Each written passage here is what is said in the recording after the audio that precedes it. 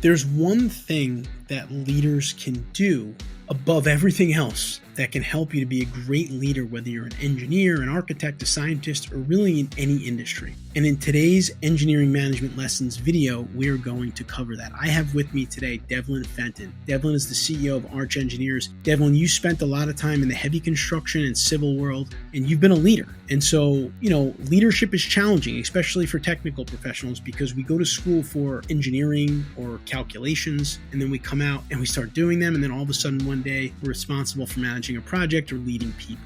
And so you've been a leader in your career. You've been in this industry. What advice can you share with those leaders out there, whether they're new leaders or experienced leaders, that you find as being a key to being a great leader?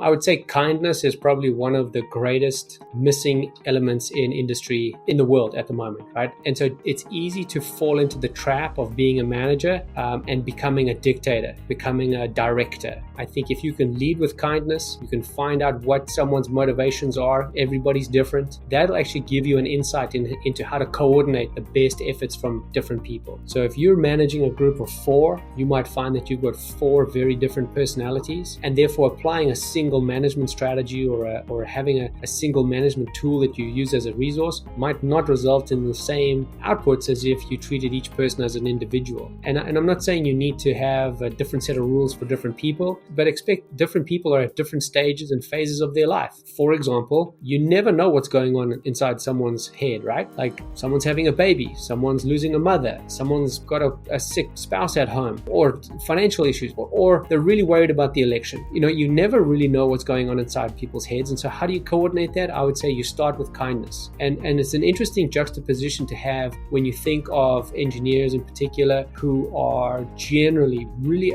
analytical. They come with a lot of book smarts. It's a lot of very quantitative knowledge, right? And then put them into a role where there's a qualitative expectation, where you now have to deliver coordination. You have to encourage the best out of people. There isn't a book for that. And so developing that set of skills it starts with kindness. I think be kind to yourself. Don't set the bar, set a bar really high, but don't judge yourself too harshly because you didn't get it on day one. Awesome advice from Devlin. I know he's told me too that the one statement that he likes to use a lot, or the question he asks his team members, is, what do you need from me to succeed? And I think that that's a great way to think about it. And he kind of captured that in his thoughts there. So I hope you enjoyed this. If you enjoyed our Engineering Management Lessons video, you can subscribe to our channel here. We put out videos like this on a weekly basis to help engineers become better managers and leaders. I'll see you next week.